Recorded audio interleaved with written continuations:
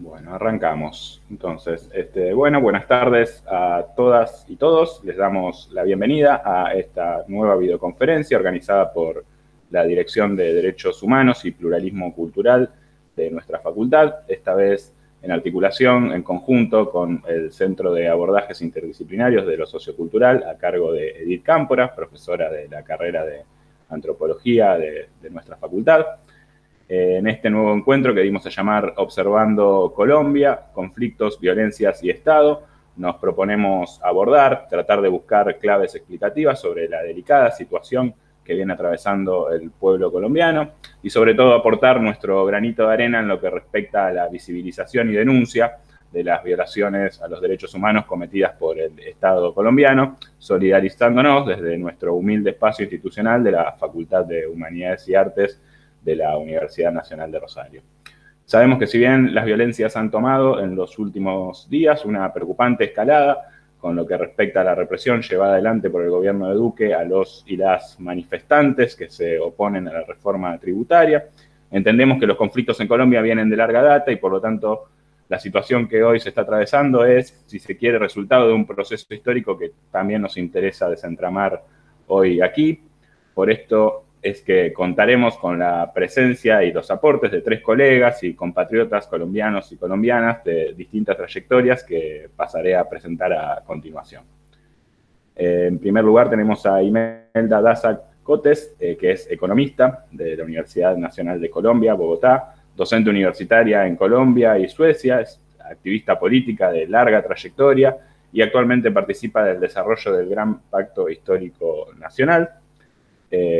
También contamos con la participación de Álvaro Villarraga Sarmiento, politólogo especializado en resolución de conflictos por la Universidad del Valle, docente universitario, asesor del Alto Comisionado para la Paz, Defensoría del Pueblo y directivo del Centro Nacional de Memoria Histórica. Actualmente es presidente de la Fundación Cultura Democrática. Y también contamos con la presencia y la participación de María Angélica Sánchez Julio, abogada, magíster en Derechos Humanos y Derecho Internacional Privado y docente universitaria e investigadora. Desde ya que queremos agradecerles por su predisposición y participación en esta videoconferencia y hacerles llegar nuestro profundo afecto y solidaridad desde la República Argentina. Así que sin más, para no robarles más tiempo, le voy a ceder la palabra a Edith Cámpora y luego escucharemos a los y las invitados e invitadas del día de hoy. Así que adelante, Edith. Buenas tardes a todos los escuchas y nada, yo conocí a estas 3 personas estando en Valledupar en el año 2019 y me maravillé de su participación política, de su militancia y de su saber, de su expertez. Así que la idea era hoy retomar esto que dice Santiago, pensar la conflictiva situación contemporánea de Colombia, pero también entendiendo que las situaciones contemporáneas no son aisladas de los procesos políticos históricos y entonces necesitamos de manera urgente escuchar desde adentro la situación colombiana y nos pareció importantísimo escucharlos a ustedes. Así que agradecidos totalmente de esta participación, los dejamos en la palabra.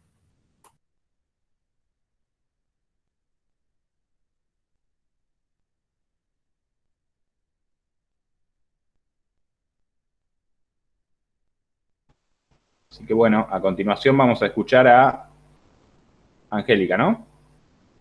A María Angélica Sánchez Julio. Adelante.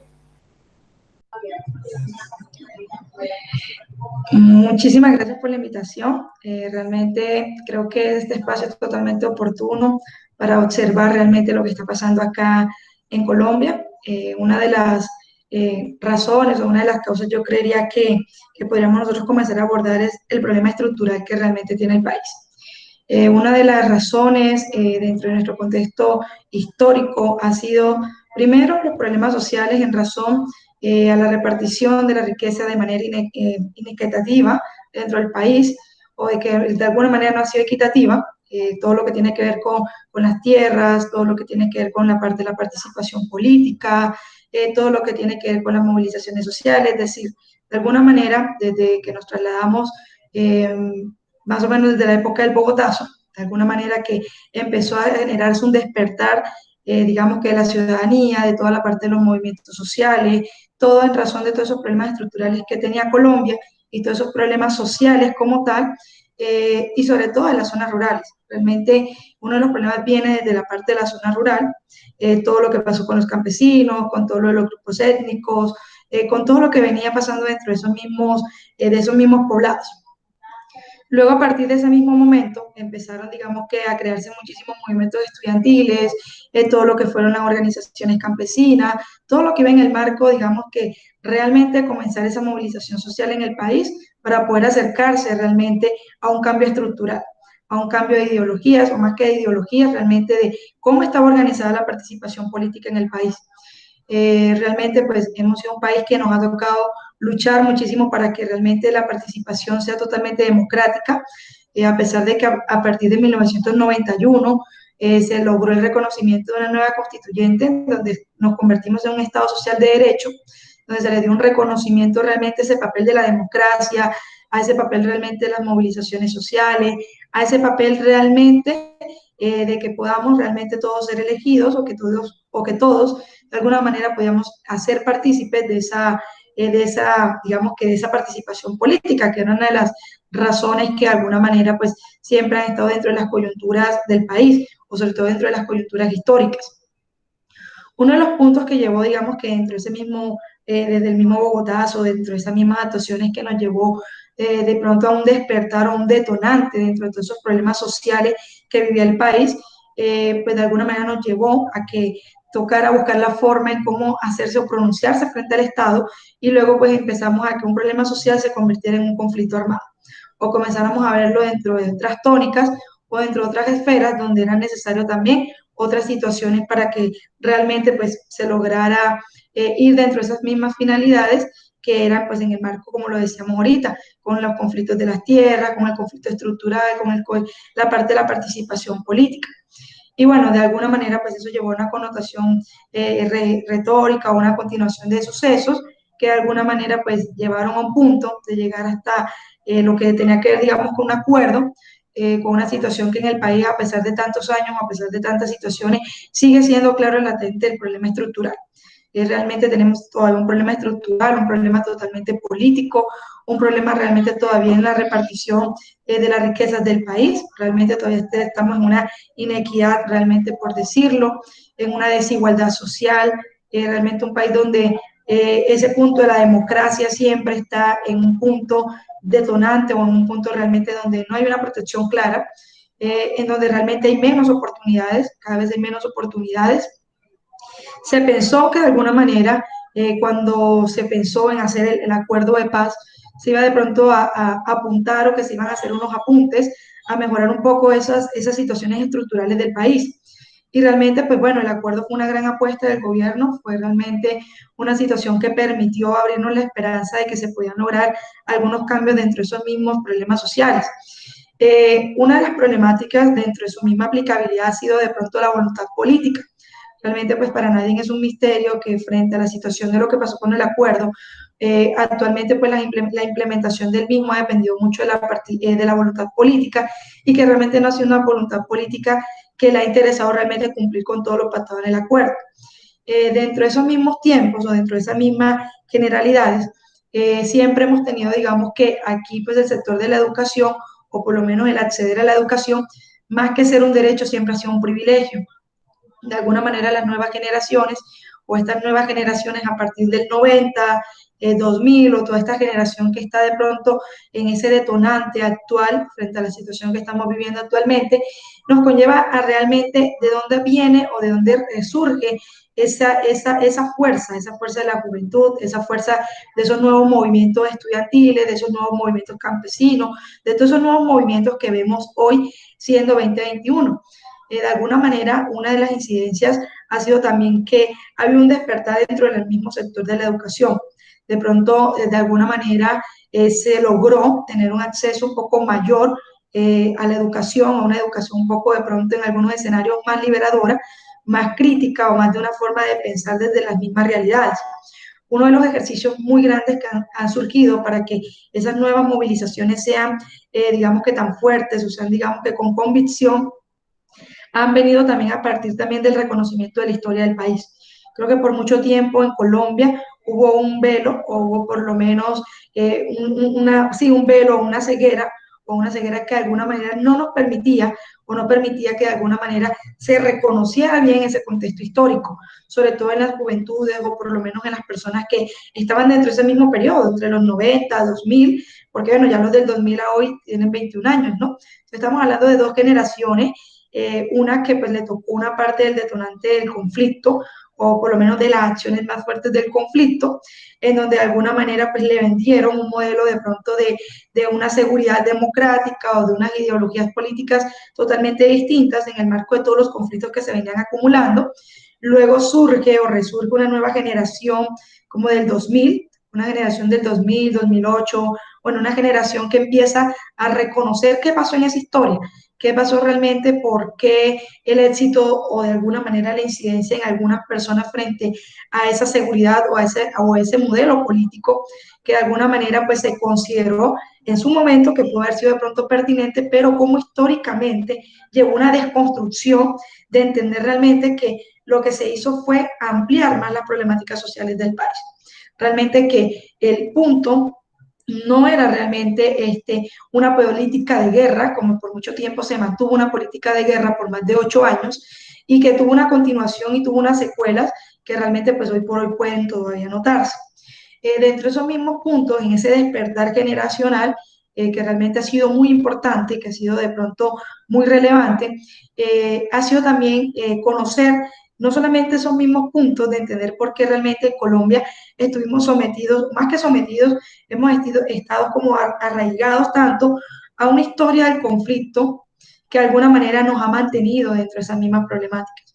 Dentro de este mismo Estado, esta generación reconoce que realmente para el Estado no ha sido una prioridad mejorar su problema estructural, no ha sido realmente importante para ellos acabar con la desigualdad o acabar con esa falta de manera equitativa dentro de la distribución de los recursos del país. Realmente pues no ha sido para el mismo gobierno ni siquiera incluso generar garantías en la educación, porque nos dimos cuenta o se han dado cuenta que el verdadero despertar de esta generación ha sido el factor de la educación, pero la educación también ha terminado siendo un privilegio más que un derecho.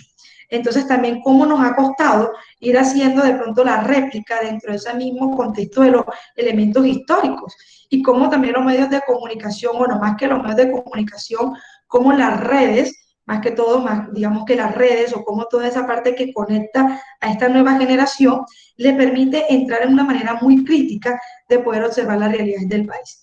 Como realmente dentro de esos mismos escenarios, porque pues, los medios de comunicación tienen una visión totalmente sesgada, los medios de comunicación nos muestran lo que la gente quiere seguir oyendo dentro de sus mismas realidades, pero cuando vamos a mirar qué pasa en las redes sociales, qué pasa en la libertad de expresión, qué está pasando en las conexiones que se están generando en los movimientos juveniles o por lo menos en los movimientos más jóvenes, qué está pasando dentro de esos mismos grupos donde pueden relacionar, donde pueden compartir esos ideales, en la libertad de la cátedra. ¿Qué está pasando en esos mismos escenarios? Hay una libertad de conciencia, hay una libertad de adopción o por lo menos de adoptar una historia, o más que adoptar una historia es adoptar la realidad de la historia. Realmente no verla desde un velo, sino verla desde los puntos donde se es totalmente claro, en donde el país requiere que de alguna manera se puedan entrar dentro de esas mismas incidencias. Uno de los puntos de que esta juventud o digamos que estas nuevas generaciones, que bueno, de alguna manera podríamos decir, listo, tenemos la educación, hemos logrado tener el concepto crítico, el concepto de poder participar, de podernos movilizar, pero hoy por hoy dentro de esos mismos sistemas estructurales hay algo claro y es el desempleo. Y volví lo decía, el país que tanto realmente le ha interesado acabar con el hambre, si en un sistema político como el de este país, en donde realmente la situación de la desigualdad social es lo que les permite mantenerse en la democracia o mantenerse dentro de esos mismos posturas, dentro de lo que ellos legitiman en una democracia. Lo decíamos dentro de o hacíamos un análisis dentro del contexto local del departamento donde nosotros nos ubicamos, que es el departamento del Cesar, reconocido por su historia en el conflicto que, pues bueno, de alguna manera no es de pronto el espacio, pero que de alguna manera relacionado en todos esos mismos contextos de conflicto armado. Y cómo también la política, o si revisamos la política de este mismo departamento, va encaminado a ese mismo punto y ese mismo modelo de seguir manteniendo una desigualdad y una falta de oportunidades en el ámbito laboral. Y la juventud también se ha dado cuenta que, bueno, que cada vez es más costoso estudiar, que no realmente es un derecho, sino un privilegio, que la única opción que nos ha presentado el país realmente es endeudarnos con un crédito, y luego de endeudarnos con un crédito no hay ni siquiera trabajo para poder acceder a pagarlo. Entonces realmente somos una generación que cuando salimos a manifestarnos decimos, bueno, realmente, ¿qué tendríamos por perder si tenemos una libertad de conciencia? No dependemos de un cargo político, no dependemos de un aspecto general, porque realmente ni siquiera hay oportunidades laborales, no hay oportunidades de crecer. ¿Cuántos digamos que en ese mismo punto hemos logrado salir de pronto de ese velo, de esa inconsciencia que teníamos? Pero realmente, ¿dónde están las oportunidades para nosotros?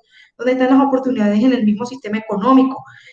Uno de los detonantes a toda esta razón de ser fue una nueva reforma tributaria que nos plantearon en el país, una reforma tributaria que realmente va a seguir manteniendo a la gente que esté en un centro en una pobreza totalmente absoluta, o las personas que siempre han estado en un nivel de pobreza mantenerse todavía más aún dentro de esa misma sostenibilidad económica baja o pobre, por decirlo de alguna forma.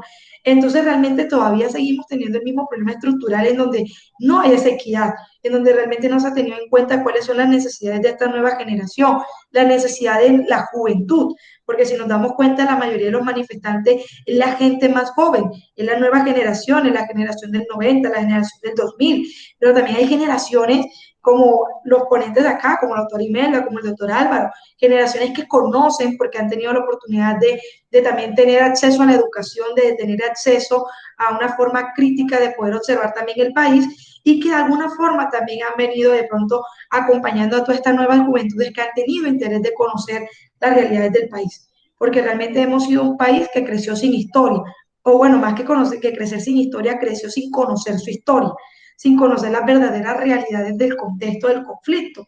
Y eso no nos lleva a comprender a veces, a muchos, qué es lo que está pasando realmente desde lo social. Y vuelvo y parto desde el mismo punto de la misma pobreza, porque para muchas familias o para mucha gente del común, que vivimos en una sociedad donde, donde nos han vendido que realmente hay que sobrevivir de alguna manera, donde hay que sobrevivir, porque realmente somos una sociedad que realmente no tenemos esa economía como lo dicen. Realmente aquí nosotros nos hemos logrado mantener por unas microeconomías, unas economías propias de cada uno. Realmente aquí nosotros, las personas pues generan sus propios ingresos, buscan la forma realmente de buscar, como diríamos, el alimento, o de buscar la forma de sobrevivir frente a un mismo sistema. Y eso los ha hecho ignorar el mismo sistema. Los ha hecho realmente como, bueno, yo realmente si no salgo a trabajar no como. Entonces no les importa ni siquiera la realidad política del país. No entienden que realmente a partir de esas mismas decisiones políticas, la razón también de hoy estar como estamos ha sido realmente ese mismo punto. Y bueno, hay muchísimas situaciones que siempre nos llevan a que realmente cómo hemos también logrado esta misma juventud con nuestros propios padres o con nuestras propias generaciones, de hacerlos entender realmente que estamos como estamos por esa misma apatía también política, porque realmente también ha sido una de las cosas que de pronto ha pretendido los mismos gobiernos o las mismas intenciones de gobiernos, es mantenernos en ese mismo desinterés político, de decir que no todo el mundo pues tiene un interés en la política, o que no realmente pues, no, si yo no salgo y como, no salgo y busco la comida, pues a mí el gobierno no me lo va a dar.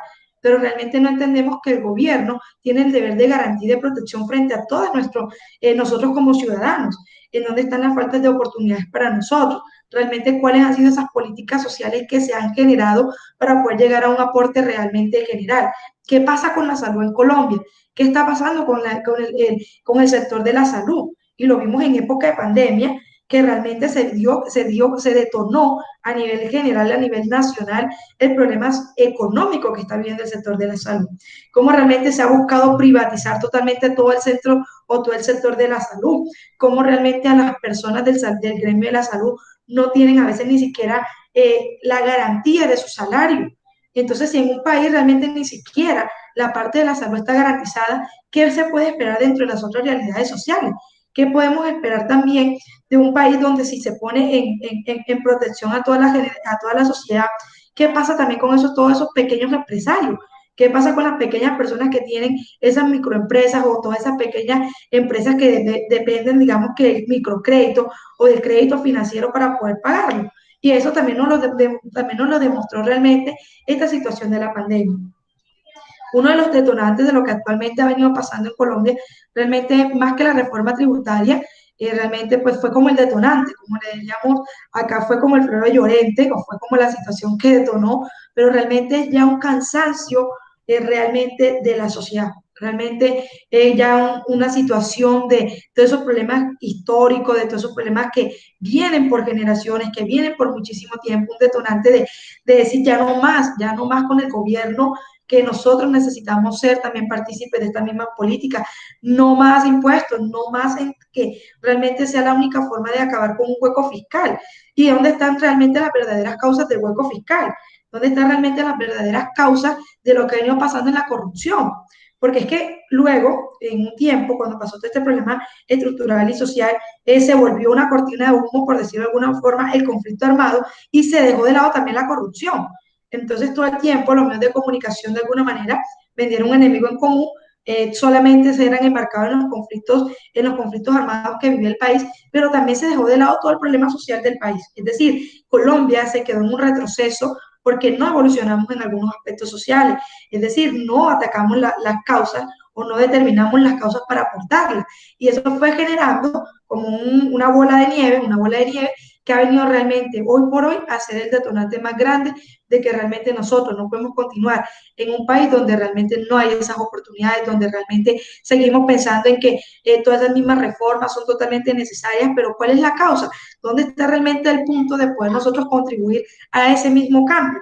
Y sobre todo la juventud, donde realmente pues nosotros vamos a seguir, digamos que manteniendo todo este conocimiento, pero no detonándolo en hacer cambios estructurales, en pedir un cambio realmente de esta misma sociedad o a este mismo país. ¿Dónde está realmente nuestra propia cohesión social? Y eso ha sido también uno de los puntos dentro de los mismos partidos ideológicos. ¿Realmente hay cohesión social o la cohesión social solamente se ha mantenido en algunos partidos políticos? ¿Realmente qué ha venido sucediendo dentro de esos mismos ideales? Hoy por ahí son muchos los interrogantes que nos hacemos. Y cuando vemos todo lo que está pasando, nos llenamos de luz y de esperanza de que viene el cambio generacional.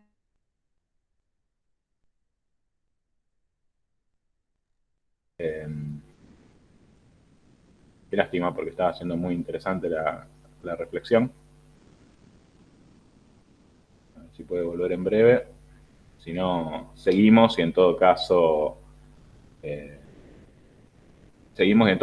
retomamos lo que haya quedado en la ronda de preguntas. Bueno, agradecerle a Angélica sus aportes y su intervención, que ha sido más que clarificadora y sintética, dejando muchas líneas de análisis para profundizar. Seguiremos, bueno, ahora en la ronda de devoluciones y de conversación, podremos intervenir con algunas preguntas sobre lo que ha expuesto. Y a continuación le damos la palabra a Imelda para que comente un poco su visión de la situación. Adelante, Imelda.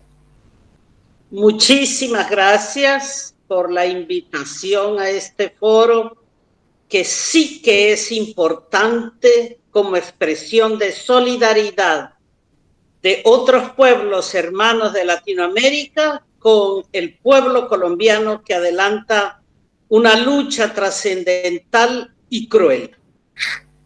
Es muy importante la opinión del resto de América Latina y el apoyo de nuestros pueblos al pueblo colombiano.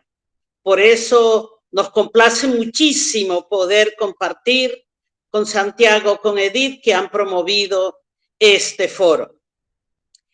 El proceso de lucha, de protesta, de marchas que se adelanta en Colombia desde el 28 de abril es trascendental. Nunca en la historia del país habíamos tenido una protesta tan prolongada, con una cobertura tan amplia que llega prácticamente a todos los puntos cardinales de un país que no es pequeño. Colombia tiene 1.130.000 kilómetros cuadrados y 50 o 51 millones de habitantes que se han sacudido, indignados, energúmenos, cansados de tanta injusticia, de tanta barbarie y de tanta violencia. Dos factores coadyuvan a esta reacción. Sin duda, el acuerdo de paz firmado en el 2016 generó en Colombia otro ambiente muy diferente. Una juventud que hoy se expresa era entonces, cuando comenzó la negociación en el 2012, eran niños que crecieron escuchando la negociación de paz y se hicieron adolescentes cuando se firmaba el acuerdo de paz. No vivieron los miedos que nos tocó vivir a los de mi generación. Yo nací en el año en que mataron a Jorge Eliezer Gaitán. Tenía 23 días de nacida cuando lo asesinaron. No he conocido a Colombia en paz. Por supuesto, personas como yo hemos crecido bajo el miedo de la opresión y de la represión, con una escasísima libertad para expresarnos, con una manipulación mediática que siempre nos ha negado la verdad. Entonces, este acuerdo de paz generó otro ambiente y hay una juventud que no tiene miedo, que perdió el miedo.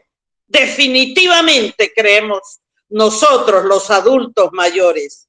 Y de otra parte, extrañamente, la pandemia también puso a esa misma juventud en una duda enorme, o sea, o nos quedamos encerrados en la casa, muchos de ellos sin wifi, sin conexión a internet, sin poder estudiar virtualmente, muchísimos más sin recursos para disponer de 3 comidas al día, sin recursos para atender las necesidades familiares. ¿Cuál es la alternativa? Irnos a la calle, a expresar nuestra indignación, dirán ellos, a reclamar nuestros derechos, a luchar por una Colombia distinta.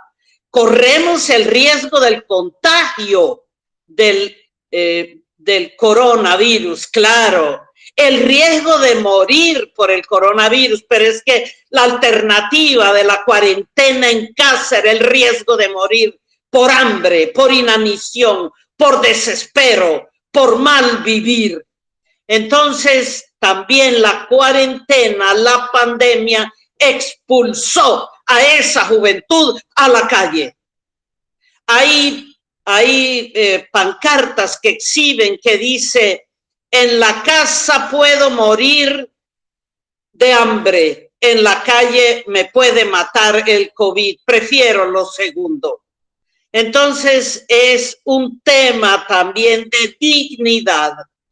Y de otra parte, la pérdida del miedo, eso que la juventud de hoy no siente que es el peligro que vivíamos nosotros jóvenes, de que salir a la calle a protestar era el riesgo de ser detenido, desaparecido, asesinado. Hoy eso está ocurriendo también, pero los jóvenes no lo habían experimentado todavía, no les había tocado. Entonces hay un paro nacional, una protesta nacional que reclama atención a esa pobreza, que el florero de Llorente, decimos aquí en alegoría, un hecho histórico que acompañó la independencia de España, fue la chispa que prendió la bomba, pero no era la única causa. La causa fundamental es la pobreza extrema en que vive el 41% de la población colombiana, cifra expresada por el mismo Departamento Administrativo Nacional de Estadísticas. Esa pobreza, esa desatención sanitaria en la pandemia que ha sido pésimamente administrada, que ha discriminado la atención a los pacientes COVID, que ha demorado innecesariamente por ineficiencia burocrática la aplicación de la vacuna, y la vacuna también ha sido aplicada discriminadamente. El virus ataca sin discriminación, pero no es casual que en Colombia el 70% de los muertos por COVID pertenezcan a los estratos 1, 2 y 3. Entonces quiere decir que si bien el virus no discrimina, la atención sanitaria sí que es discriminadora. Entonces tenemos un antecedente también a este paro, que fue otro paro que se inició en noviembre de 2019 y que se iba a prolongar al 2020, pero la pandemia lo frenó. Digamos que ese movimiento sindical, ese movimiento estudiantil, esa juventud quedó en una expectativa que aspiraban ellos a desarrollar en el 2020, y la pandemia, la cuarentena, el acuartelamiento no permitió expresar esa rabia, hacer esa protesta, pero se guardó. Y por fin, en abril 28 se inicia este paro nacional que, repito, abarca prácticamente todo el territorio nacional. Los medios no lo cubren así. Aquí donde yo estoy, en Valledupar, norte del país, ha habido expresiones de protesta en municipios de 3.000, 4.000 habitantes. En La Guajira, la cabecita de Colombia, en todos los municipios de La Guajira ha habido expresiones de protesta que ningún medio ha registrado. Y la razón fundamental es la mala situación, el mal vivir de la inmensa mayoría del pueblo colombiano.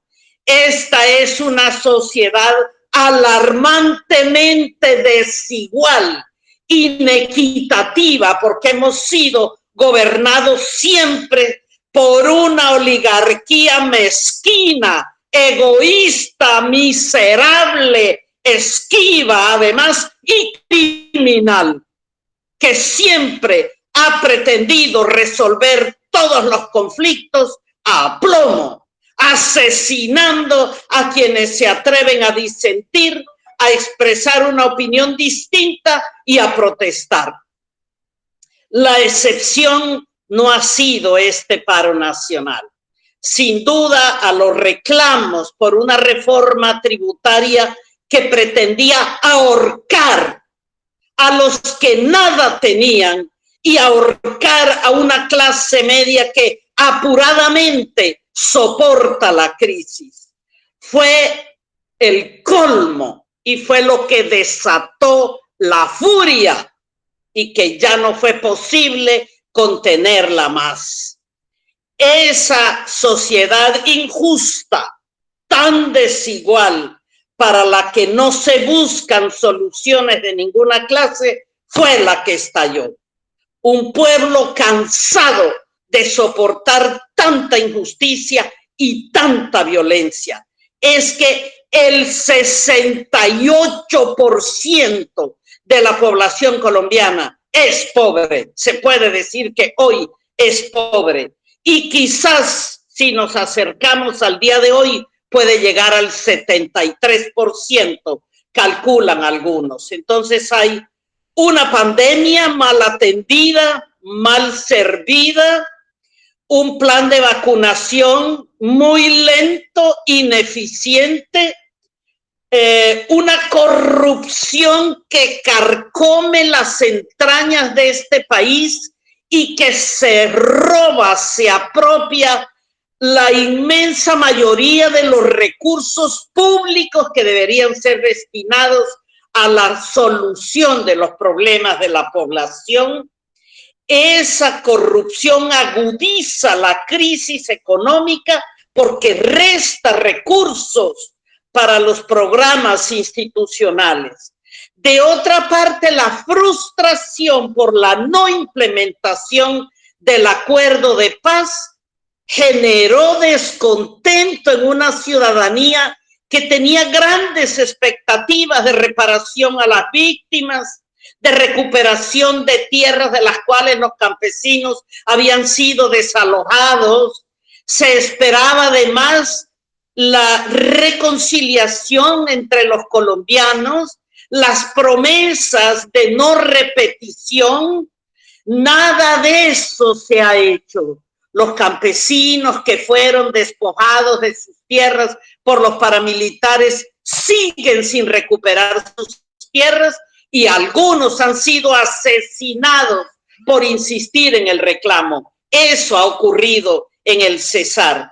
De otra parte, no negociar con los grupos armados al margen de la ley que lo acordó el gobierno con los negociadores en La Habana, el desmonte de las bandas criminales está acordado en ese convenio que se firmó por primera vez en 2016. Eso no se ha hecho. La negociación con la insurgencia Ejército de Liberación Nacional está paralizada y lo que el gobierno ha pretendido es hacer venir, regresar de La Habana a los negociadores del ELN, violando todo acuerdo que anteriormente se hizo. Pretenden devolver el país a la guerra. Ese ha sido el empeño y la juventud ha percibido el hecho. Por eso se iniciaron también las protestas en noviembre del 2019, por la frustración en la implementación del acuerdo de paz que se convirtió en un factor generador de más violencia. Entonces, con esos factores, imposible que esta protesta no estallara. ¿Cuál ha sido la reacción del establecimiento ante una marcha que integra en realidad todas las expresiones de inconformidad popular? Están expresadas. No hay mucha claridad en las demandas porque el gobierno retira la reforma tributaria que se creía única causa del paro y no era tal. Son muchas causas, es mucha gente, son muchos grupos muy diferentes. Participan las barras que llaman aquí a personas ocupadas en tareas delincuenciales. Participan grupos de todo tipo, los jóvenes que nunca han tenido una oportunidad y que por eso han caído en la drogadicción, en la delincuencia. También ellos se están expresando y los llaman vándalos. ¿Quién los hizo vándalos? Una sociedad injusta, una sociedad que nunca les brindó una oportunidad y ahora hipócritamente los descalifican. Claro que tienen derecho a marchar, son parte de esta sociedad, son expresión de la exclusión y de la injusticia y también tienen derecho a sentarse a negociar como cualquier otro grupo. Los campesinos, los estudiantes, jóvenes que no pudieron terminar ni siquiera la secundaria, que no hacen nada, que los llaman eufemísticamente los jóvenes ni trabajan ni estudian. Ellos también se están manifestando. ¿Por qué? Porque nunca han tenido una oportunidad, porque no tienen siquiera un asomo de posibilidad laboral. Entonces, no hay mucha claridad, siendo ese el grupo que marcha y que protesta, no hay una claridad, digamos, diáfana acerca de las demandas, pero poco a poco se ha ido construyendo un pliego de peticiones, si así se le puede llamar, que aquí en el Cesar en todo caso se expresa exigiendo primero implementación del punto 1 del acuerdo de paz, reforma rural integral. Punto 2, fortalecimiento de la democracia. Que se implemente el punto 2 del acuerdo. Que se implemente el punto 5 de defensa de las víctimas del conflicto armado. Se exige un ingreso básico universal o renta básica, dicen algunos. Es un asunto de dignidad ciudadana, no es de caridad cristiana.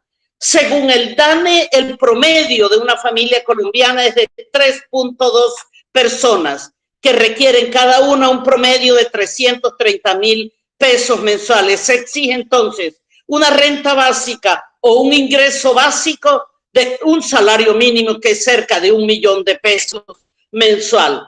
Se trata de incentivar la producción mediante el estímulo de la demanda de los consumidores.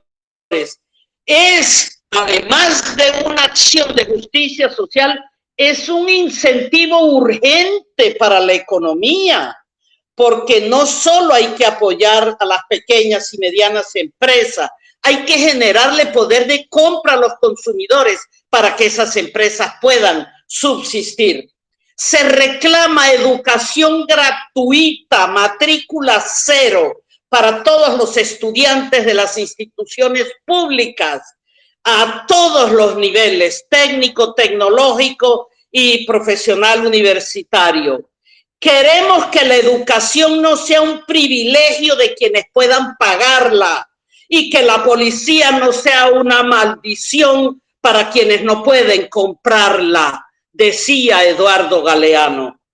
Se exige también el fin de la violencia, que la violencia policial deje de ser una política de Estado. Con este fin se exige desmonte del ESMAD, reforma a la policía, desmonte de las bandas criminales y de todas las organizaciones al margen de la ley y negociación de paz con las insurgencias.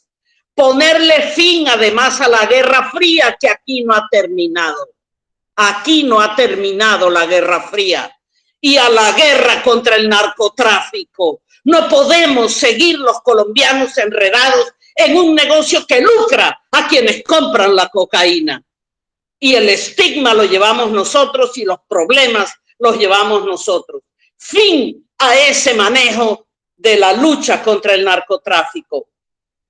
Se exige además un plan general de generación de empleo. Y para eso se proponen cosas. La creación de bases industriales, subsidio a las nóminas de las pequeñas y medianas empresas que carecen de recursos para normalizar sus actividades, implementación de políticas públicas que estimulen y subsidien la creación de nuevos empleos productivos. No pedimos que se cree nómina burocrática, empleos productivos. El desmonte de la Ley 100 de 1993 para garantizar mejores condiciones en la prestación de servicios de salud y de jubilación de los colombianos en general.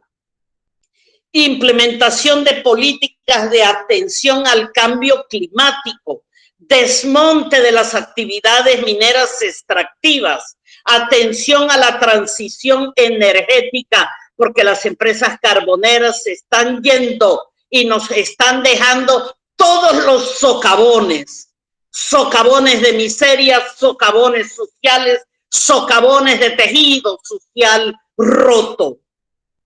No aspersión con glifosato, defensa y protección a las fuentes de agua. Exigimos además implementar la ley anticorrupción que está archivada y la reapertura de la frontera colombo-venezolana. Miles de habitantes del Caribe colombiano habíamos hecho del tránsito hacia Venezuela una actividad corriente y muchísimos millones de venezolanos y de colombianos vivían del comercio entre los dos países. Somos países hermanos. Una historia, la historia nos parió gemelos. ¿Quién nos ha separado? La mezquindad de quienes nos han gobernado. por estar obedeciendo a intereses extraños del imperio que nos domina. Exigimos la reapertura de la frontera con Venezuela, porque son nuestros hermanos y tenemos derecho a comunicarnos con ellos y a tener una vida normal. Asimismo, exigimos la implementación de una comisión internacional extrajudicial compuesta por expertos independientes que investiguen la violencia y la violación de los derechos humanos durante las protestas, porque todo está quedando en la impunidad. Esta comisión tendría que ser temporal para que asegure celeridad y genere un informe que establezca responsabilidades y haga recomendaciones tanto al Estado como a la comunidad internacional. Porque es que el gobierno ha respondido al paro nacional dando vía libre a las Fuerzas Armadas para que repriman y arremetan contra el pueblo en las plazas y en las calles de Colombia. Las expresiones del presidente y de sus funcionarios son incendiarias, para nada son conciliadoras, y se han traído ahora una teoría conspirativa neonazi que la llaman guerra molecular disipada, una manera elegante de llamar represión abierta, bolillo y garrote para quienes protesten. La movilización ciudadana ha sido severamente reprimida.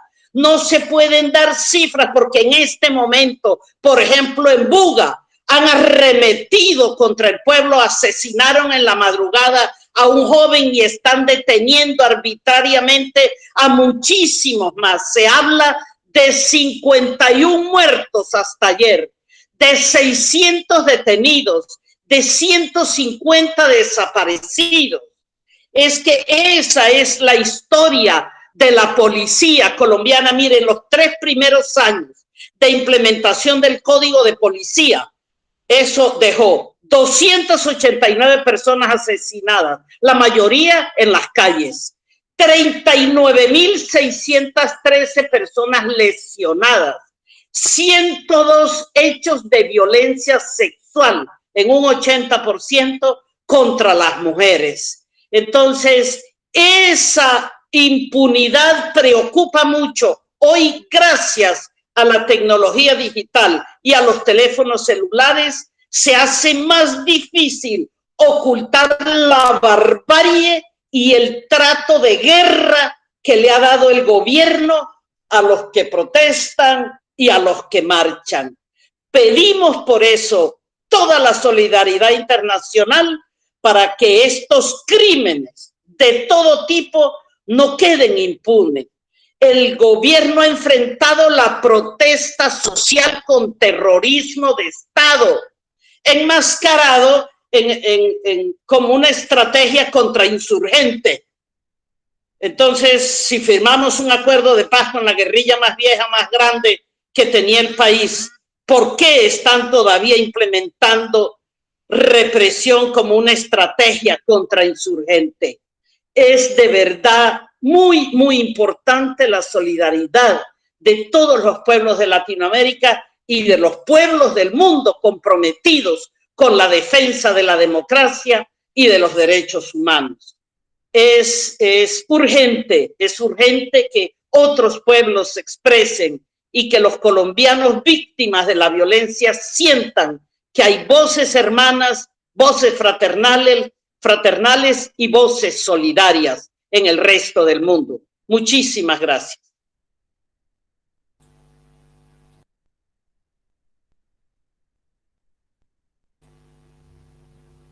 Bueno, muchísimas gracias a vos, Imelda. La verdad que más que esclarecedoras tus palabras y como dije con la intervención de María Angélica, quedan muchísimas cosas para preguntarte y para seguir profundizando de lo que has planteado.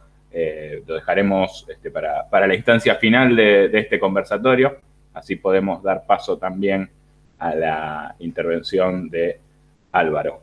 Así que muchísimas gracias, Imelda, y y le damos la palabra a Álvaro Villarraga.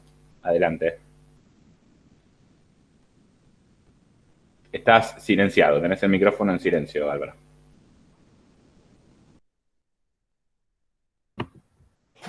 Ahí estamos. Muy agradecido por la invitación a Santiago, a Edith, por las instancias de la Facultad de Humanidades de la Universidad Nacional del Rosario, como un gesto de solidaridad comprometida con querer saber, escuchar y conversar de las circunstancias críticas que se están viviendo en estas semanas en Colombia a partir del paro nacional referido.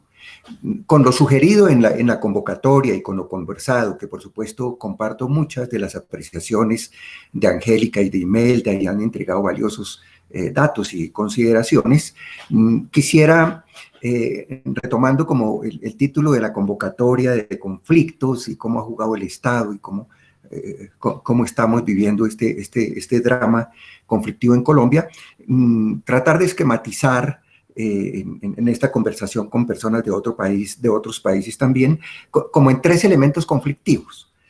Primero, en términos de propiamente la guerra, la violencia política, es decir, los hechos de fuerza, de violencia y de guerra que han sido recurrentes en Colombia. En segundo lugar, quisiera hacer también una rápida reflexión un poco sobre el conflicto político, el proceso político y un poco las inquietudes y las tensiones tan fuertes a ese nivel que se están presentando al momento en la coyuntura. Y para terminar con unas alusiones, complementando también propiamente en lo que es los conflictos sociales, para concluir, refiriendo a algunos elementos con relación al paro nacional de 2 semanas aquí en Colombia. De conjunto, advirtiendo que el caso de Colombia, de alguna manera hay que remitirlo históricamente porque es que Colombia tiene circunstancias históricas no resueltas a todos estos niveles. En Colombia casi que necesariamente hay que ver los factores explicativos en las décadas anteriores, porque hay una guerra que no ha terminado, en definitiva. Porque hay un dominio político y una forma de dominio político excluyente y violencia que tampoco ha cesado, que no ha sido superado. Y también porque hay unos reclamos acumulados de décadas en lo social, que es lo que ha estallado con mucha fuerza en esta semana. Desde luego todo esto está entrelazado y en el análisis no es negativista. Yo creo que, un poco como lo refería Imelda, estamos viviendo una especie de paradoja, de situación dramática, porque podemos decirle a nuestra América, a nuestros países hermanos del subcontinente, y podemos decirles al mundo con alegría y optimismo que la sociedad colombiana, la ciudadanía, amplios sectores del ámbito popular democrático se están movilizando de una manera extraordinaria. Y estamos asumiendo un hecho verdaderamente histórico en estas 2 semanas. Alegre, festivo, pero contundente, y con consignas muy claras y con rechazos muy claros a lo político, al gobierno, al poder establecido, a los tratamientos bélicos, al tratamiento de violencia, a la negación de derechos. Pero digo que es paradójico y es dramático porque a la vez que vivimos ese irrumpir histórico de movilización ciudadana, sufrimos muertes por decenas, más de 40 muertos. Ya Imelda lo refería con relación a los más de 300 heridos, con relación a entre por lo menos 2 y 3 centenares de desaparecidos. Algunos de ellos, pocos, ya se ha sabido, ya ha resultado un herido y otros muertos por parte de la fuerza pública, etcétera. Como tal, esto refleja que Colombia está estremecido y está viviendo una gran situación de conflictividad. Buscaré no extenderme porque desde luego la situación de Colombia ha sido compleja, llena de muchos episodios y muchas circunstancias. Resumiendo mucho, Colombia es el único país de nuestro subcontinente que hereda y aún tiene vigencia interna una guerra interna. Aquí no hubo dictaduras, sino por pocos años, el militar Rojas Pinilla, pero hubo gobiernos que en mucho se le parecieron.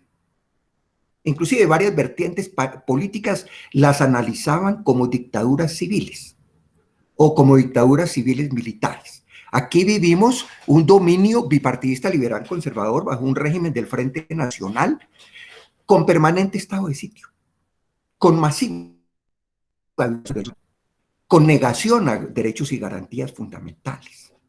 Aquí se excluyeron los comunistas, los socialistas, toda la izquierda. Junto al anticomunismo, por constitución y ley, se prohibieron partidos de distintos tipos. Aquí, después de una ola de violencia liberal conservadora, se despojaron millones de campesinos y el país se urbanizó por la vía violenta. Aquí se requería una reforma agraria, nunca se hizo. Por el contrario, se han hecho contrarreformas elitistas. Aquí, producto de un régimen de opresión, de represión, de violación de derechos humanos, de élites cerradas, de amplísima extensión de la pobreza, surgieron protestas cívicas ciudadanas. Sectores de izquierda que reclamaban y eran fuertemente reprimidos y negados y exterminados. Por eso también surgieron guerrillas, 4 insurgencias, las FARC, el ELN, el M19 y el EPL. Y en contraste con el resto del subcontinente hubo una guerra prolongada de más de 5 décadas y aún no termina. Se hizo la paz, pero parcial, con el M19 y con el EPL. Se logró una constituyente de 91, la acompañó un amplísimo movimiento estudiantil que reclamó esa constituyente y sectores democráticos. Pero fue una solución de paz intermedia y recientemente, en el año 2016, se logró la paz con la más grande de las insurgencias y el más profundo arraigo campesino con las FARC. Pero aún no se ha conseguido la paz con el ELN. Pero yendo a la coyuntura inmediata, en lo que tiene que ver con el primer tema conflictivo, la guerra y la violencia, en Colombia ni ha cesado la guerra ni ha cesado la violencia política. Y sigue siendo el principal instigador de esas circunstancias el propio Estado. Tenemos una paradoja, una particularidad. El pasado gobierno del presidente Santos firmó la paz con la FARC y fue elegido un gobierno uribista contrario a la paz que se resiste a aplicarla, que la Constitución y la ley lo obligan a aplicarla. Incluso que hay programas en desarrollo. Hubo ya medidas importantes del proceso de paz aplicadas, pero faltan otras muchas. Y este gobierno le ha hecho paro, sabotaje, oposición, resistencia a la implementación del acuerdo de paz. Y muchos de los problemas que suceden tienen allí su base. De 3 millones de hectáreas no se ha entregado una sola. De 170 planes, los PDEP de desarrollo regional en los municipios más afectados por la guerra, están desfinanciados al 2% de presupuesto. Ese es un sabotaje de desfinanciación. La sustitución de cultivos ilícitos, igualmente siendo exitosa, está desfinanciada. Pero lo más grave es que este gobierno, como lo señalan los informes de las Naciones Unidas, ha vuelto a comportamientos violatorios de los derechos humanos. De nuevo, el ejército está cometiendo ejecuciones extrajudiciales y la policía está reprimiendo a bala las protestas sociales. Este paro, protestas del año pasado, protestas de hace 2 años, causando graves violaciones a los derechos humanos. Entonces, en esa primera línea, estamos en un tránsito hacia la paz. Si se consolida el acuerdo con la paz, el gobierno rompió la mesa de conversaciones con el ELN. Si se restaurara la mesa de conversaciones con el ELN, los delegados de conversaciones del ELN están estacionados en La Habana, insistiéndole hace 2 años y medio al gobierno, venga, sigamos negociando.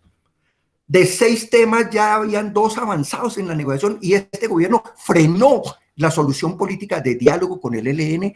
Y este gobierno además no ha recuperado de una manera garantista los territorios y ha permitido que expresiones narcomilitares, paramilitares, mafias y las acciones arbitrarias de la fuerza pública hayan vuelto a configurar en una serie de territorios, inclusive sin atender una política acertada de seguridad, y de nuevo tengamos ese tipo de ambiente.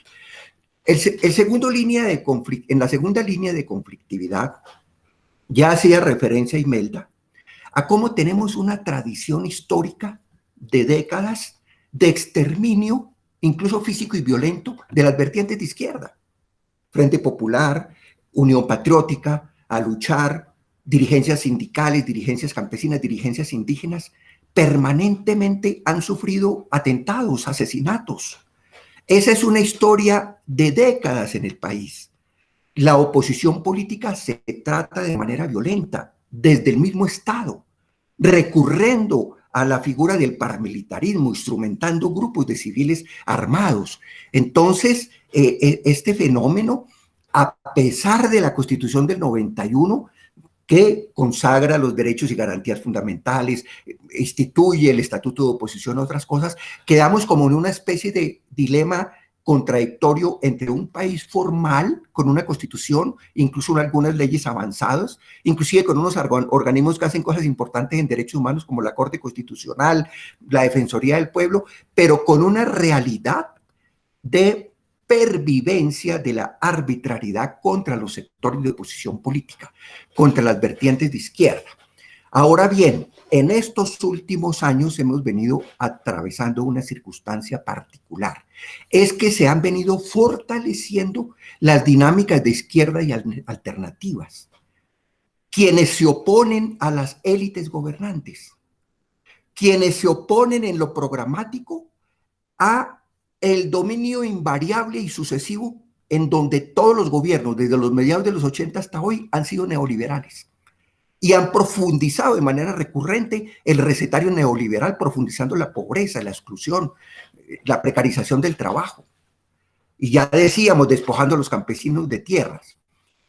Las vertientes de izquierda, llámese Polo Democrático, de centro izquierda, llámense Partido Verde, el movimiento Colombia Humana, cuyo candidato presidencial por primera vez en las pasadas elecciones fue alternativa de gobierno. Gana Duque, el presidente actual, con 10 millones de votos, pierde Petro con 8 millones de votos. Pero además después supimos que el presidente Iván Duque tuvo financiación de la mafia de paramilitares y narcotraficantes, en lo que se llama en Colombia el caso de la ñeñe política. Es posible que hayamos ganado las elecciones con Petro, con la Colombia Humana y con la convergencia diversa de movimientos sociales, de indígenas, de vertientes de izquierda, de centro izquierda, etc. Y en ese sentido, ahora el presidente Iván Duque, en este segundo plano de la conflictividad y el proceso político, tenemos un gobierno que muchas voces lo califican como el peor gobierno del mundo. Un gobierno absolutamente caído en las encuestas, entre el 20 y el 30%. Una inconformidad ciudadana entre el 60 y el 70%. Unas encuestas sobre los posibles candidatos presidenciales donde el candidato más connotado de la oposición está disparado, ganando en las encuestas. Y los candidatos de las élites y de los sectores tradicionales están supremamente hundidos. Entonces, eso significa un gran optimismo para las posibilidades de cambio, para que Colombia no sea excepción en tener un gobierno que confronte las medidas neoliberales, que plantee un cambio en su mismo esquema de desarrollo, desde el reconocimiento de los derechos sociales, del ambiente, etcétera. Pero esa buena noticia se acompaña de unos riesgos, porque se ha radicalizado la extrema derecha y el gobierno, porque están desesperados, reprimiendo, atacando de una manera peligrosa, inclusive amenazando con la conmoción interior, inclusive hay hasta rumores de un posible golpe militar, o en todo caso ya el gobierno presentó un proyecto de ley que fracasó buscando cambiar la fecha de elecciones, buscando impedir las próximas elecciones, porque como están las cosas, la tienen perdida. Y voy al tercer nivel de conflictividad, que es el social.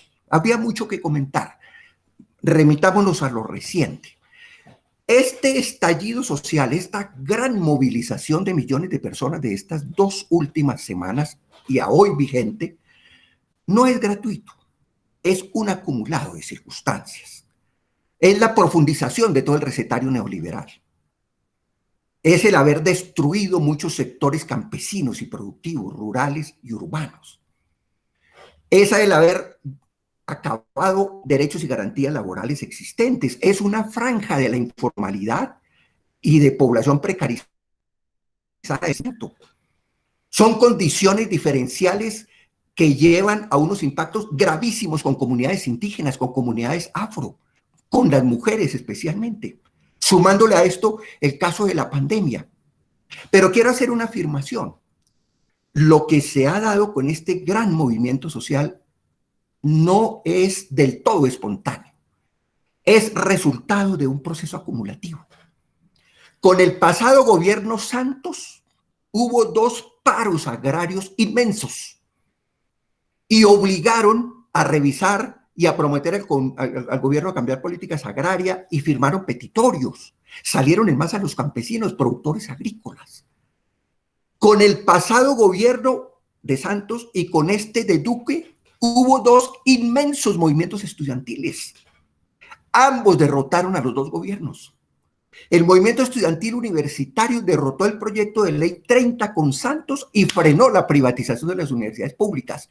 Y el portentoso movimiento estudiantil en el gobierno Iván Duque derrotó a Duque en términos de la política de desfinanciación de la universidad pública, los institutos tecnológicos, el caso del SENA, y obligó a una negociación que no quería el gobierno y a resolver unos presupuestos favorables para la financiación y la defensa de la universidad pública. Las mingas indígenas han sido enormes. Con los 2 últimos gobiernos y con anteriores han copado territorios, han reclamado sus derechos al acceso a la tierra, a los resguardos, su gobierno propio contra la represión criminal sufrida, etcétera, etcétera. Las mingas han obligado a negociar los gobiernos y les han sacado reivindicaciones.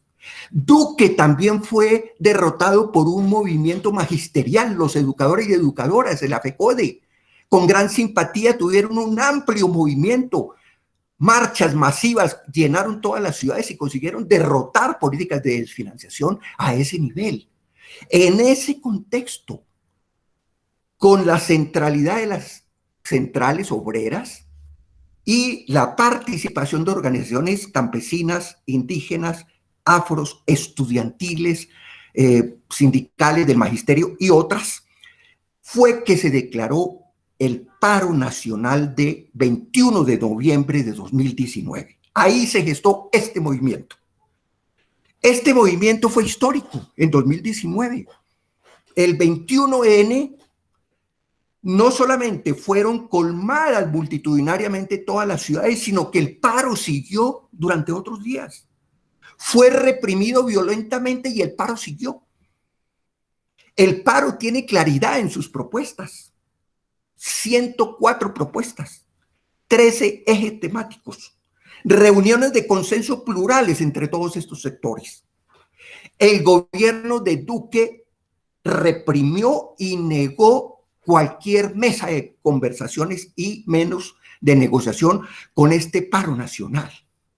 Creó una figura distractora, demagógica, que la llamó Conversación Nacional. Invitó al palacio a cantidad de gente diversa a conversar de lo divino y lo humano, pero nunca trató el conflicto, nunca trató las organizaciones sociales levantadas en este movimiento de protesta y nunca asumió en ese sentido respuestas a estas reivindicaciones. Ya lo dijo Imelda, luego nos encerró la pandemia. El gobierno colombiano es de los peores del mundo en el manejo de la crisis de la pandemia. Pero hubo un momento en que las organizaciones sociales y muchos sectores del ámbito popular dijeron, corremos el riesgo de la pandemia, pero estamos indignados, estamos en una situación social crítica, se están profundizando medidas regresivas neoliberales y se declaró este nuevo paro nacional con fecha del 18 de abril, que resultó inmenso, que desbordó los cálculos. De la primera semana, las centrales obreras y el Comité de Paro informa de movilización en más de 500 ciudades y poblaciones con más de 5 millones de personas movilizadas. Ya sobre la segunda semana supera entre 700 y 800 municipios y sin duda no está el cálculo aún hecho, pero pueden ser de 7 hasta proyectándose a 10 millones de personas movilizadas. El Comité Nacional de Paro desde hace un año había entregado un petitorio razonablemente reelaborado, incluso acotado en algunos elementos, que se ha llamado en ese sentido, la plataforma de emergencia, que se focaliza en 6 puntos. Ya se hacían referencias a ella. En ese sentido no es un movimiento espontáneo, es un movimiento unitario. Es un movimiento de todas las organizaciones sociales, es un movimiento que construye con fraternidad la movilización obrera, campesina, indígena, estudiantil, etcétera. Pero tiene un ingrediente nuevo que todos lo reconocen y lo reclaman con claridad. Es que especialmente en las grandes ciudades, con mucha fuerza en Cali, pero también en Medellín, en Bogotá y en Bucaramanga y en Barranquilla y en otras ciudades, ha salido en masa, de manera muy contundente, la juventud se ha tomado las calles y su protesta se volvió permanente. No solamente movilizaciones como se están haciendo en todas las ciudades y en muchos municipios de 8 de la mañana a 9 de la noche, no, las 24 horas. Y viene otro ingrediente. El presidente Duque, su jefe político, el expresidente Álvaro Uribe, su partido político Centro Democrático, los sectores de extrema derecha, no reconocen la realidad de que se trata de un movimiento social, legítimo, plural, reclamando derechos de manera muy clara. La causa son las medidas del gobierno, la reforma tributaria, otra que está en curso de privatización, profundizando la privatización de la salud, el decreto 1174, creando figuras neoliberales en torno al trabajo precario y a las cotizaciones de pensiones y a las formas pensionales, etcétera, etcétera. Hay mucha claridad en cuál es la disputa programática en Colombia. De fondo es un movimiento contra el neoliberalismo, es una respuesta al paquetazo. Y también es una exigencia que se cumpla el proceso de paz, que está en ese sentido. Pero, termino diciendo, es bien conocido a nivel internacional la respuesta del gobierno y del sector de élite dominante ha sido de criminalización total de la protesta.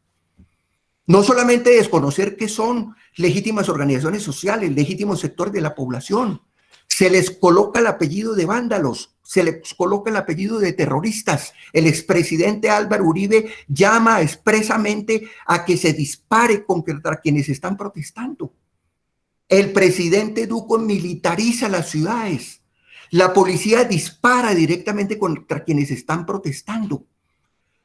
Desconocen el carácter de movimiento social y de una manera amañada y falsa pretenden decir que estas movilizaciones están expresando el conflicto con el ELN, guerrilla, el conflicto con algunas disidencias o grupos remanentes pequeños que quedaron de las FARC aún en armas, el conflicto con sectores de las mafias y redes de narcotráfico.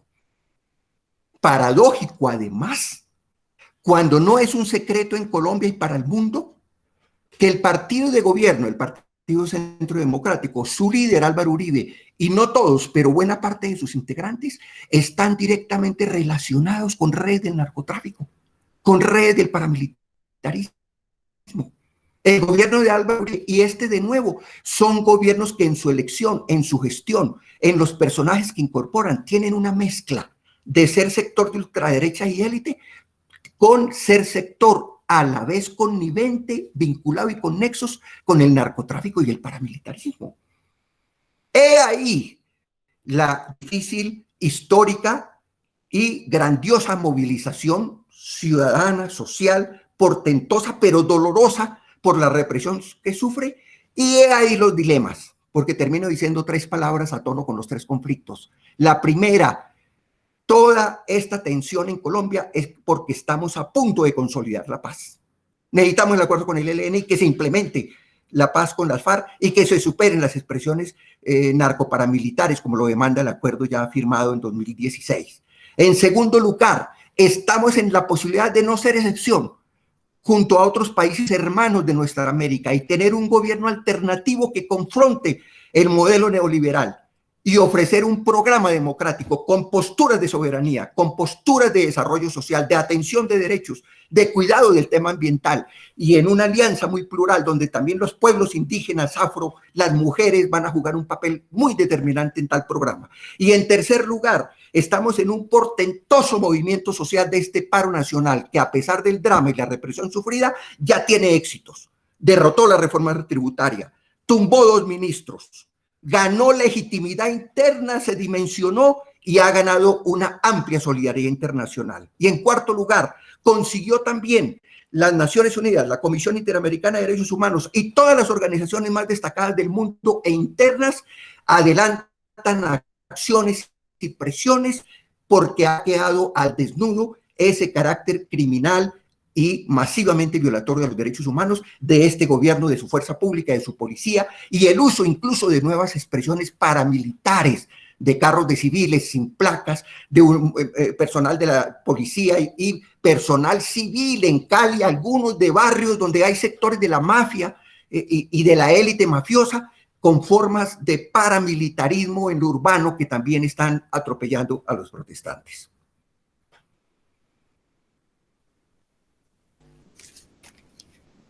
Muchísimas gracias, Álvaro. La verdad que muy clara tu intervención. No sé si, Edith, tenés anotada alguna pregunta. Millones, pero vamos a decirle a Angélica que cierre. O después. Angélica le había quedado... Sin cerrar, me parece. Había quedado sin cerrar la idea, si se le había cortado. Bueno, realmente, pues, como lo decíamos, realmente dentro de todas estas manifestaciones culturales, dentro de todas las movilizaciones sociales que se han venido dando en el país, uno realmente de los mayores logros realmente ha sido el despertar de la juventud, el despertar de todas estas generaciones, realmente lograr ser escuchados, buscar la legitimidad del movimiento social y sobre todo generar esos mismos cambios, realmente más que esos cambios de pronto que vamos en materia de que se puedan ir materializando y esperemos que en las nuevas elecciones o en todo lo que viene nuevamente en toda esta parte política, realmente pues esas mismas voces se sigan manteniendo, ¿no? Lo más importante, vuelvo y lo insisto, en que realmente dentro de los mismos escenarios de educación, en los mismos escenarios, digamos, de participación, espacios como este, abiertos pues de una forma un poco más hacia lo crítico, hacia la parte realmente de observar y mirar las mismas realidades, podamos compartir y podamos realmente tener esa visión histórica, esa visión clara de los conflictos sociales, porque realmente todo esto es una secuencia o es una consecuencia de los diferentes, digamos que, situaciones que no han sido resueltas, situaciones que se han mantenido, digamos que, más que en un olvido, que las hemos dejado aislados y que realmente el reto más grande que tenemos nosotros como Estado, como educadores, como personas de pronto en el sector de las ciencias sociales, en la ciencia del humanismo, es realmente mantenernos en la humanidad y mantenernos en la esperanza de que realmente el Estado tiene que realmente buscar la manera de garantizarnos ese deber de protección y de garantías,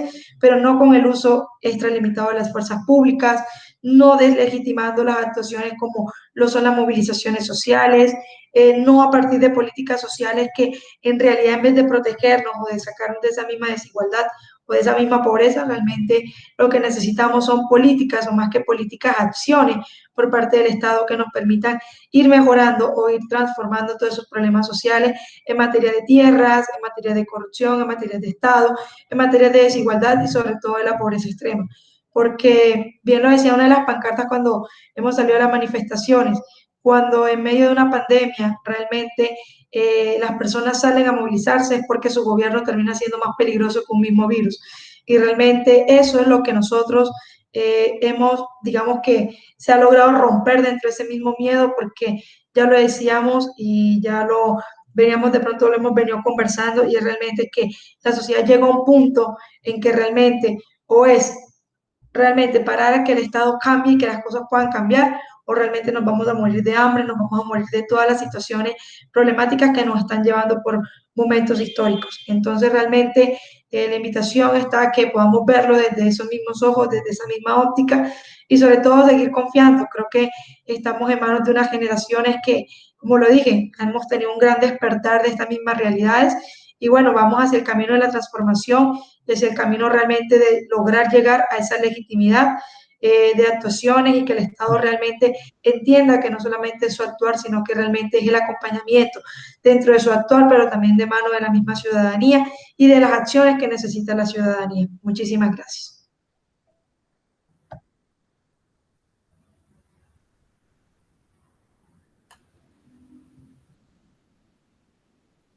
A mí me resultó, bueno, sumamente enriquecedor el entender el proceso histórico de Colombia en un hoy contemporáneo que estalla. Me parece que las tres dimensiones que plantea Álvaro hacia el final, que de una u otra manera las planteó Angélica y las planteó Imelda, esta tensión de resolver la paz en relación al conflicto con el ELN, como situación de cómo los pueblos han vivido en nuestro continente los procesos democráticos, las fallas de esas democracias, comillas, ¿no? En este sentido, en lo que aparecen estos 50 años de historia colombiana, y cómo lo importante de la visibilización de la protesta colectiva en pos de distintos grupos sociales, de distintos colectivos sociales que pueden dar cuenta hoy, en síntesis, de esa historia que resumieron los tres, ¿no? De esos 50 años. Cómo se llega a un momento de sumatoria, de resultado, podríamos decir, de contextos que devienen de épocas muy, muy antiguas. Pensemos que 50 años es una etapa gorda de una sociedad, es una etapa muy, muy grosa, y cómo este proceso que están viviendo hoy sintetiza de alguna manera esas luchas históricas de determinados movimientos, de determinados colectivos sociales, de determinados sujetos que hoy pueden pensarse en esa ciudadanía compleja que creo que los tres enunciaron, ¿no? Ciudadanía compleja que reclama estos triunfos, Álvaro, que vos marcás en relación al gobierno de Santos y al gobierno de Duque, de un movimiento juvenil y de un movimiento campesino que puede sumar esa historia, ¿no? Esa historia genealógica detrás, y cómo, supongo que a Santiago le pasó lo mismo que a mí, y a mí me pasó cuando estuve ahí en Valledupar, cómo la historia nacional argentina tiene continuidades y discontinuidades con esta historia de ustedes, cómo nuestros países pueden hermanarse en la lectura de esas historias del pasado. Nosotros sí tuvimos una dictadura que marcó claramente un antes y un después con los golpes anteriores al 76, y cómo la posibilidad de pensarnos, ¿no? Colectivamente como Latinoamérica puede darnos una posibilidad de avanzar en esto que hoy están viviendo ustedes, esto que hoy están viviendo ustedes en relación a un estallido que nunca debe ser pensado en términos aislados, nunca, en ningún estallido del planeta Tierra son aislados, devienen de procesos anteriores, pero me pareció sumamente interesante también las lecturas parecidas al orden conservador mundial que está explotando en este momento, un orden conservador que en otros momentos ha guardado formas que hoy no guarda, o las ha encubierto, ¿no? Esas formas de una manera sutil.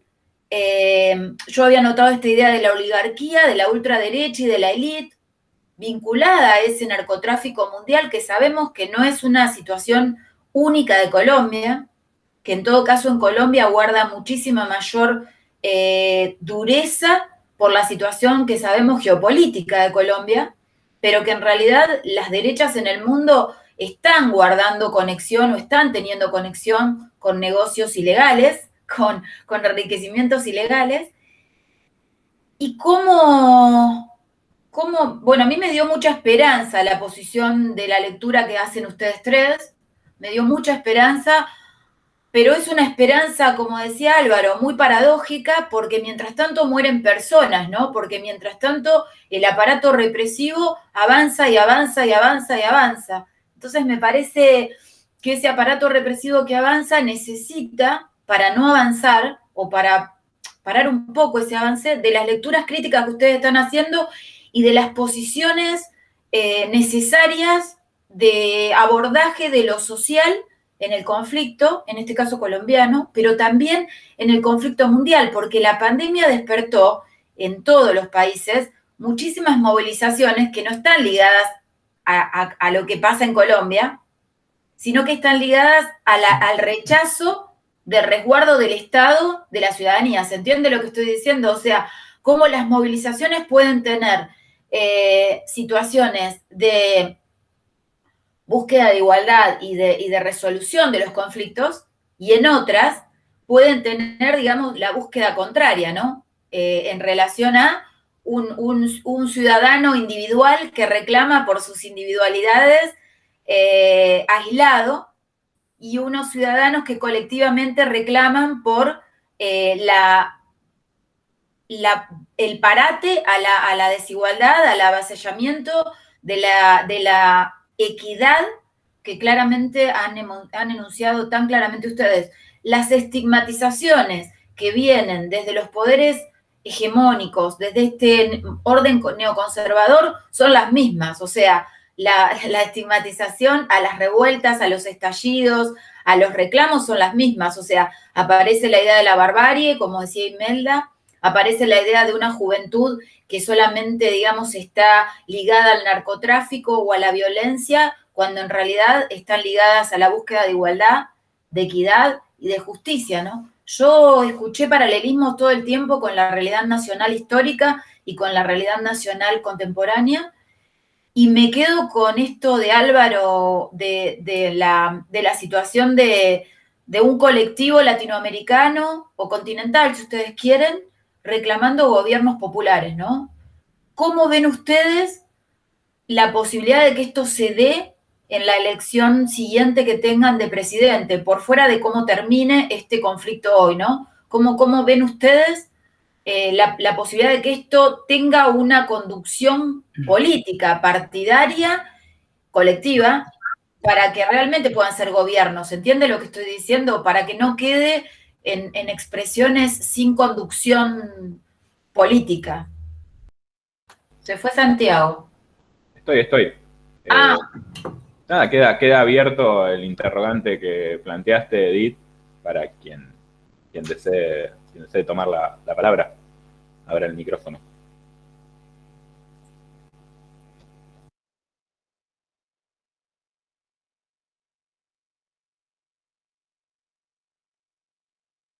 Si no, si me dejan, pongo 3 o 4 interrogantes más y seguimos.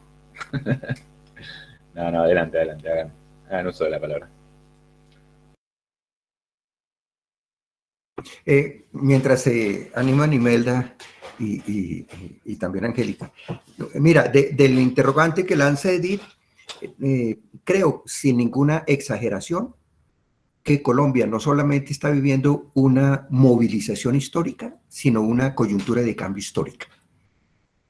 Por eso se están tensionando todas las fuerzas. No es una polarización, son múltiples polarizaciones. Estamos viviendo una fase de cambios que se resumen en 3 palabras. Estamos en posibilidad de consolidar la paz en Colombia en muy pocos años. Y están claros los 3, 4 compromisos para salir de décadas de guerra y de violencia política y entrar en un sentido también de construcción de paz democrática y de reformas en el sentido de beneficio popular. En segundo lugar, coyuntura histórica, porque estamos a punto de que por primera vez en nuestra historia, no es una exageración, va a poder llegar al gobierno, todo apunta a favor de ello, un gobierno alternativo que convoca a las izquierdas, amplios movimientos sociales, franjas progresistas, ambientalistas diversas. Todo apunta a un gobierno que sume a esa sana envidia que tenemos con los amigos argentinos, con los amigos brasileros, con los amigos de otros países de nuestro subcontinente que han tenido gobiernos alternativos al neoliberalismo y a lo antipopular y a las élites reaccionarias en búsqueda de salidas democráticas y sociales. Todo apunta a que en 2022 daremos ese giro. hay un pacto histórico, hay unas convergencias con vertientes de centro. Decae el uribismo a todo nivel, en las encuestas, en su respaldo, y va a seguir decayendo. Los sectores de la extrema derecha responden con desespero. Y en tercer lugar, es histórico por la pujanza del movimiento social. Ya no aguantó más. Y a esto se agrega, desde luego, salir al paso a la crisis humanitaria.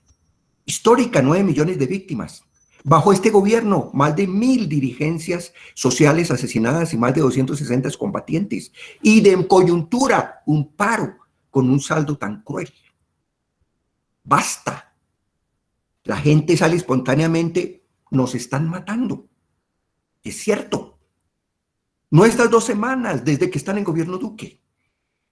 También es un pare a la crisis en derechos humanos. Dejen de disparar. Dejen de usar arbitrariamente la fuerza. Asuman las regulaciones internacionales e internas y permitan el derecho a la legítima protesta. No aniquilen las vertientes políticas y sociales y permitan que fluya el proceso político. Por eso nuestro mensaje es esperanzador para nuestra América y para el mundo, pero también es claro en el sentido que es una coyuntura muy vivaz, muy contradictoria, con muchos riesgos y con altos costos.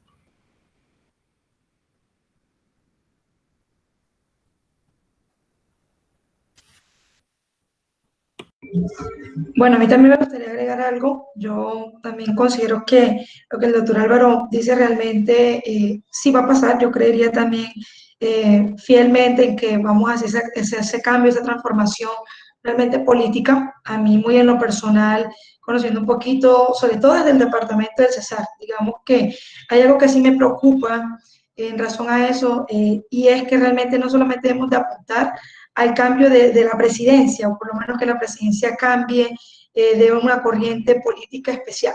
Creo que el mayor reto que nosotros tenemos en las elecciones es crear la conciencia de que también necesitamos senadores y representantes a la Cámara con unas ideologías muy claras, porque nada sirve la cabeza o nos sirve un presidente en una ideología política si seguimos teniendo la misma gente en el Senado y en la Cámara de Representantes.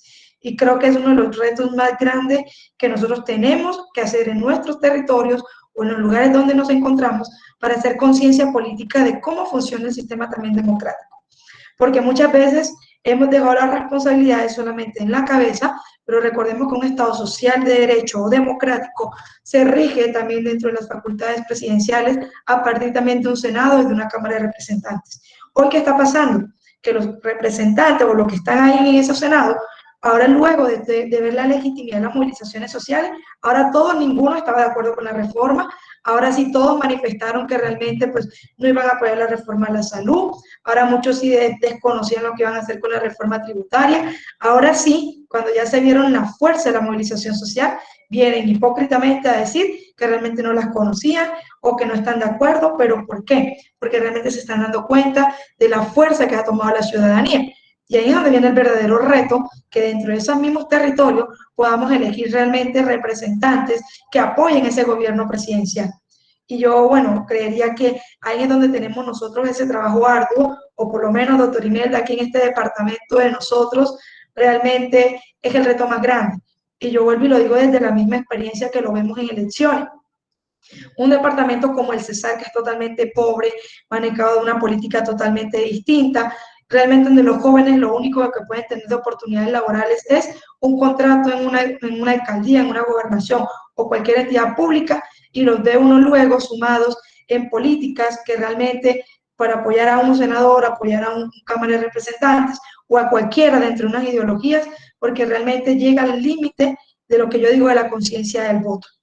Realmente frente a la oportunidad o las necesidades, hacia dónde corre la gente, ¿no? Bajo las falsas promesas, frente a la falta de oportunidades, frente a la misma pobreza, la misma desigualdad. Y yo creería, y lo insisto, que ahí es donde está nuestro verdadero reto, realmente en crear esa conciencia social de que no solamente es la presidencia, sino que son todos nuestros gobiernos, tanto nacionales como locales. porque de nada nos va a servir tener esa cohesión social en cabeza de la presidencia si realmente en nosotros contextos políticos seguimos teniendo a la misma gente que por generación se ha robado la democracia de este país y de nuestro departamento o de nuestros territorios. Y con eso pues quería agregar un poco a lo que había dicho el doctor Álvaro.